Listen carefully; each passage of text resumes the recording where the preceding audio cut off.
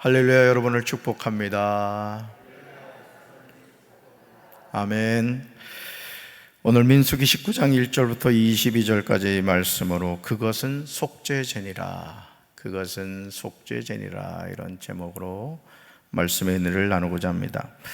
민수기 19장에서 붉은 암송아지를 진영 밖으로 끌어내어 잡아서 불로 태워서 하나님께 드리는 이유는 속죄를 위한 것입니다.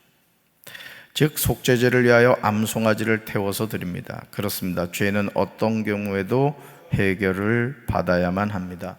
은혜는 가슴 속에, 우리의 영혼 속에, 마음과 생각 속에 품고 있어야 되지만 죄는 사함을 받아야 된다라는 것이죠. 사랑하는 성도 여러분, 어떤 경우에도 죄는 하나님의 자녀가 품고 있어서는 안 돼요. 그래서 성령님이 우리와 함께 하실 때 하시는 역할이 뭐냐면 우리의 죄를 깨닫게 하십니다. 그래서 그 죄의 문제를 주님 앞에 가지고 가서 빨리 해결을 받으라는 거죠. 그러나 마귀는 우리의 죄를 통해서 우리를 정죄합니다.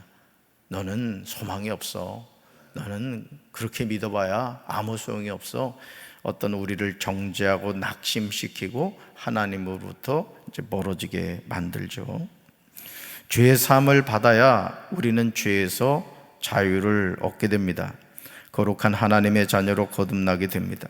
죄를 해결받지 못하면 우리는 죄 때문에 심판받고 지옥에 갑니다. 그러므로 민수기 19장 2절부터 10절에서 하나님은 모세와 아론에게 붉은 암송아지의 죄에 대해서 말씀하는 것을 보게 됩니다. 먼저 2절을 보실까요? 2절 같이 읽습니다.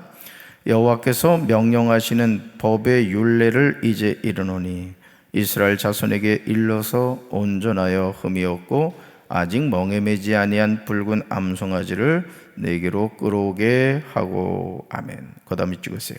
여호와께서 명령하시는 법의 율례를 이제 이르노니. 이 말씀은 누구의 말씀이라는 거예요? 하나님의 명령이고 말씀이라는 거죠.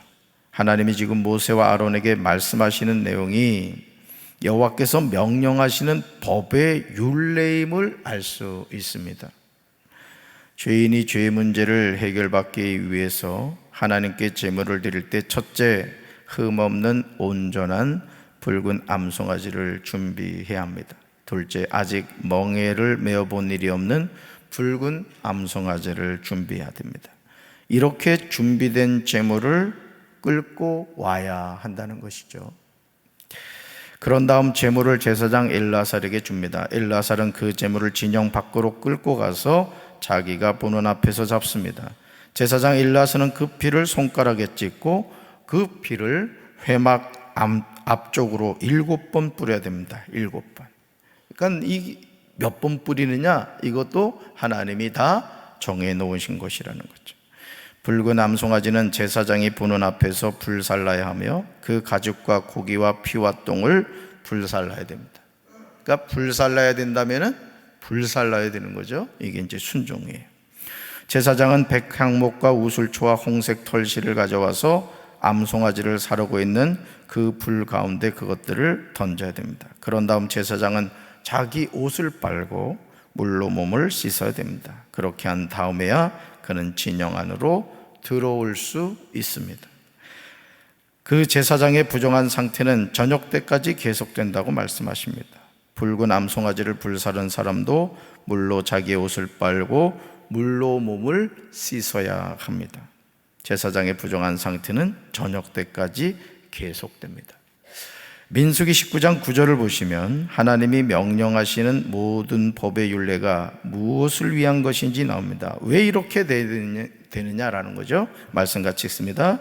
이에 정결한 자가 암송아지의 죄를 거두어 진영 밖 정한 곳에 둘지니 이것은 이스라엘 자손 회중을 위하여 간직하였다가 부정을 씻는 물을 위해 간직할지니 그것은 속죄제니라. 아멘. 그것은 속죄제니라.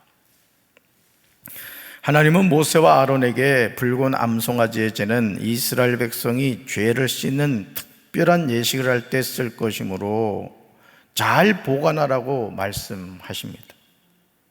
그런데 이상한 것은 암송아지 죄를 거둔 사람도 자기의 옷을 빨아야 하며 그의 부정한 상태는 저녁 때까지 계속될 것이라고 말씀하시죠. 이렇게 말씀하시면서 이것은 이스라엘 자손 및 그들과 함께 사는 외국인들이 언제까지나 지켜야 할 율례임을 분명하게 강조하고 있습니다. 민수기 19장 11절부터 22절을 보시면 시체를 만진 자에 관한 내용이 나오는 것을 보게 되죠. 13절을 보시면 이 규례가 어떤 의미가 있는지를 잘 보여주시는 거예요. 그러니까 율례를 하나님이 제시하시고 이 율례를 왜 해야 되느냐, 또 그 의미가 뭐냐, 이것을 우리에게 가르쳐 주시는 거예요. 13절 같이 읽습니다. 누구든지 죽은 사람의 시체를 만지고 자신을 정결하게 하지 아니하는 자는 여호와의 성막을 더럽힘이라. 그가 이스라엘에서 끊어질 것은 정결하게 하는 물을 그에게 뿌리지 아니하므로 깨끗하게 되지 못하고 그 부정함이 그대로 있음이니라. 아멘. 우리는 죽은 자의 시체를 만지는 것이 뭐 큰 문제가 되겠는가, 이렇게 생각할 수 있지만 하나님은 죽은 사람의 시체를 만지고 자신을 정결하게 하지 않은 사람은 여호와의 성막을 더럽히는 것으로 그런 사람은 이스라엘에서 끊어질 것이다, 이렇게 말씀합니다. 왜냐하면 정결하게 하는 물을 그에게 뿌리지 않으므로 깨끗하게 되지 못하였기 때문이라는 거죠. 다시 말해서 그에게 부정함이 그대로 있다는 거예요. 그러니까 여러분, 우리가 이 민수기 말씀을 통해서 깨닫게 되는 게 뭐예요? 하나님의 자녀는 어때야 된다? 정결해야 된다. 정결해야 된다. 그래서 여러분이 우리가 새마을 운동 하면서도 저도 이제 초등학교 때 이렇게, 그땐 국민학교였습니다만 학교를 가면은 꼭 선생님이 검사하는 것 가운데 하나가 이제 손 내밀라 한단 말이에요. 그래서 손톱 검사하고, 그죠? 그리고 이 두발 상태 검사하고, 하여간 그 위생에 상당히 신경을 많이 썼어요, 그죠? 그때만 해도 가난해서 그렇잖아요. 지금 생각해도, 그죠? 이가 주로 이렇게 영순이한테 있는 이가 온 교실을 막 투어하잖아요, 그죠? 철수한테 갔다가 또 미순이한테 갔다가 이래서 이렇게 투어를 했단 말이죠. 참 우리나라가 이 청결의 문제가 참 먹고 살기가 힘들었기 때문에 이제 그런 부분이 있었던 것이죠. 근데 하나님께서도 우리에게 이제 그거를 말씀하고 있는 걸 보게 됩니다. 따라합시다. 하나님은 하나님의 자녀가 정결하게 되기를 원하십니다. 아멘. 그래서 우리 성도들은 샤워도 자주 하고, 특별히 제가 늘 말씀드리지만 예배를 나올 때는 이렇게 양치도 하고 이렇게 준비하고 와야 돼요. 그러니까 우리가 하나님이 우리를 사랑하시는 아버지인 것은 사실이지만은 우리가 하나님 앞에 나올 때는 이게 마음에 또 몸으로도 이렇게 준비하고 오셔야 돼요. 그래서 예전에 우리나라에 복음이 들어오기 전에도 우리 조상들은요, 이 정한수 떠놓고 말이죠, 이렇게 비나이다 실력 있게 비나이다 할 때도 보면은 정말 이게, 그죠? 막 샤워하고 깨끗한 옷 입고 말이죠, 이렇게 했단 말이죠. 여러분, 귀신한테도 그렇게 정성을 다하는데 하물며 살아계신 하나님 앞에 오는데 우리가 그래야 되지 않겠습니까? 지금 뜨끔한 사람 몇 분인 것 같아요. 물론 더 중요한 것은 우리 마음가짐이 중요하지만은 이제 그런 자세가 필요하다, 이거예요. 그러므로 하나님이 명령하시는 내용은 어떤 경우에도 순종해야 할 줄로 믿습니다. 그래서 이 성경을 읽어보면 이 위생관념이 엄청 철저한 것을 보게 돼요. 이 배설물을 어떻게 할 거냐, 그러면 성경을 보면 이 진영 밖에다 둬라, 그래서 그걸 덮어라, 이렇게 아주 구체적으로 나오는 것을 보게 되죠. 민수기 19장에서 많이 나오는 낱말이 뭐예요? 부정과 정결이에요. 부정과 정결. 하나님은 이스라엘 자손에게 부정을 씻는 방법이 무엇인지를 구체적으로 알려주십니다. 바로 그 방법이 붉은 암송아지의 젤을 사용하는 거예요. 우리가 죄를 씻는 유일한 방법에 대해서 오직 하나님만이 제시해 주십니다. 여러분, 우리가 씻는 이 죄의 문제를, 우리가 짓는 죄의 문제를 해결할 수 있는 분은 누구밖에 없다? 하나님밖에 없다. 여러분 수지 맞은 거예요. 그러니까 이 세상 살면서 많은 사람들이 이 죄의식에 사로잡혀 살아가는 경우가 많거든요. 그렇죠? 왜냐하면 우리가 일상의 삶에서 원하든 원하지 않든 죄를 짓습니다. 뭐 실제 몸으로 죄를 짓기도 하고 마음과 생각으로도 죄를 짓기도 한단 말이죠. 그런데 그런 게 쌓이고 쌓이다 보면 어떻게 돼요? 나중에 이제 그걸 감당하지 못하면 이제 뭐 병이 생기는 거예요, 사람이. 그래서 이 세상에서 죄의 문제는 누구만이 해결하신다? 하나님이 해결하신다. 그래서 제가 구약 39권은 뭐라 그랬어요? 너는 죄인이야. 구원자가 필요해. 이게 구약 성경의 메시지라고 했어요. 그러니까 여러분, 우리가 성경을 통해서 이렇게 성경을 펼쳐서 이렇게 읽어보면은 성경에서 계속 나오는 내용이 뭐예요? 죄 문제입니다. 죄. 그러니까 창세기서부터 하나님이 에덴 동산에서 아담을 만드시고 또 그의 갈비뼈로 하와를 만드시고 참 행복한 삶을 살게 하셨는데 그 마귀가 탁 틈타가지고 죄를 짓게 됐죠. 그러면서 계속 죄와의 싸움인 거예요. 블레셋도 결국은 뭐예요? 죄와의 싸움입니다. 하나님을 대적하는 무리들과의 싸움이라는 것이죠. 그때 다윗이 누구 이름으로 승리하죠? 만군의 여호와 이름으로 나간단 말이죠. 그러니까 우리가 항상 이 세상도 마찬가지입니다. 이 세상도 죄악의 관영이에요. 창세기에 나오듯이 그러니까 동성애라든가 뭐 차별금지법이라든가 하여간 하나님이 싫어요. 하나님이 이 세상의 문화는 하나님을 완전히 지워내려고 합니다. 이 사학법도 이게 마찬가지입니다. 정말 기도해야 돼요. 할렐루야. 어제 이제 그 강기현 그제였나? 강기현 그 목사님들하고 모임을 가졌는데 그래도 우리 논산시가 말이죠. 그 목사님이 이제 얘기하시는데 그 시의원들 가운데 5분이 그 크리스찬이라는 거예요. 크리스찬. 그런데 또 2분이 이렇게 교회를 다니는 분이라 그래요. 그러면서 하여간 그 차별금지법이나 이런 법안에 대해서 이렇게 개정법? 뭐 그거 있죠? 근데 그거 하여간 교육인권, 학생인권조례? 그게 있죠? 그거 이제 폐지시킬 것 같다고 우리 충남은 그 얘기를 하더라고요. 할렐루야. 너무너무 감사하더라고요. 자, 그러니까 오늘 민수기 19장에서 저와 여러분이 주목해서 봐야 되는 게 뭐냐면은 부정과 정결의 문제라는 것이죠. 민수기 19장에서 하나님이 제시해 주시는 내용을 보면서 우리는 부정한 사람이 정결한 사람이 되는 방법이 무엇인지를 알게 돼요. 사실 부정한 사람과 정결한 사람을 선고하시는 분이 누구세요? 하나님이시라는 거죠. 여러분, 우리가 하나님 앞에 섰을 때 결국 하나님은 우리에게서 뭘 보시느냐? 부정과 정결을 보신다는 거예요. 의인이냐 악인이냐라는 걸 보는 거예요. 그래서 여러분 시편 1편에서도 복 있는 사람은 뭐예요? 그렇죠. 그러면서 그 악인은 그렇지 아니하며 오직 바람에 나는 겨와 같다 그랬다는 거죠. 그러니까 결국 이 세상은 두 부류의 사람으로 이제 나눠지는 거예요. 복 있는 사람, 의인과 복이 없는 악인으로 이렇게 나눠진다라는 거예요. 근데 그 선고를 누가 하신다? 하나님이 하신다. 이게 하나님이. 그러니까 이게 참 중요한 부분이죠.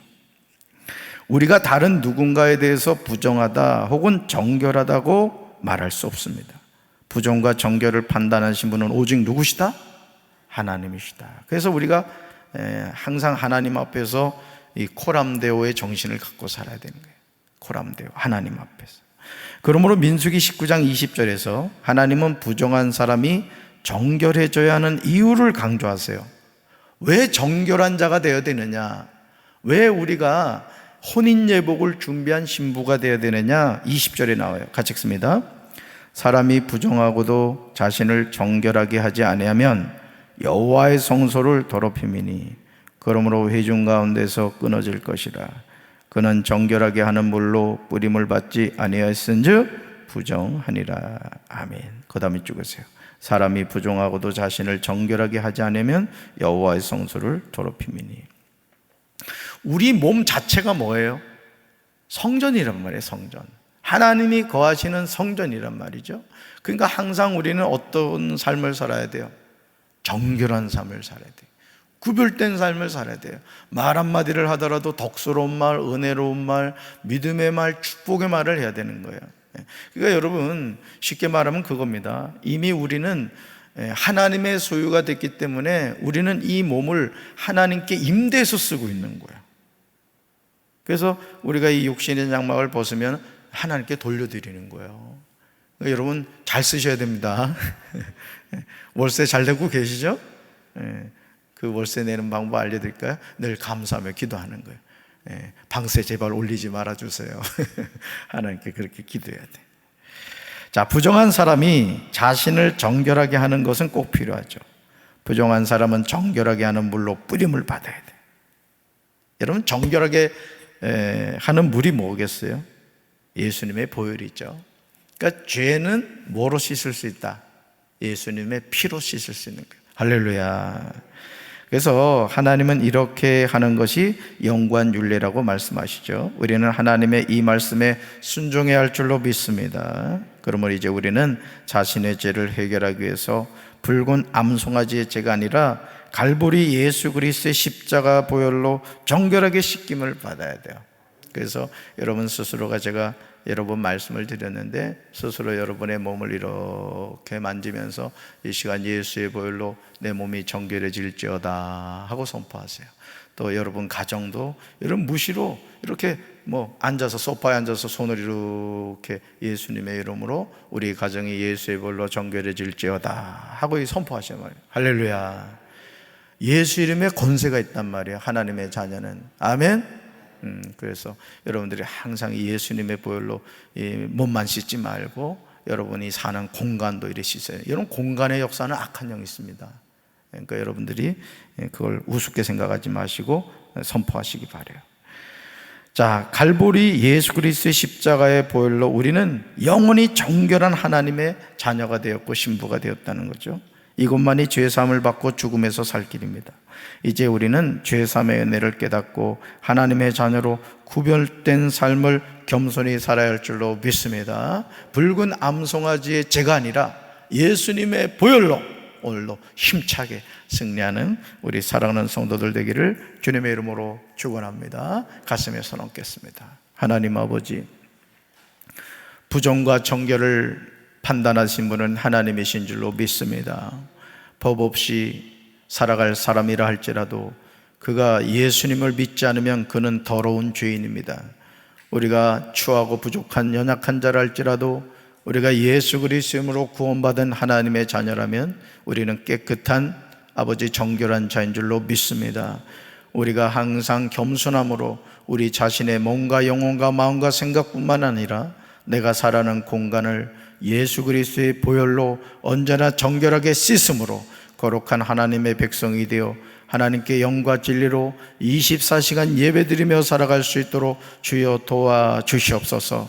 악은 모양이라도 본받지 않게 도와주시고 언제나 살아계신 하나님의 자녀로서 예수 그리스도의 신부로서 성령님과 동행하는 이 하루가 되게 도와주시옵소서.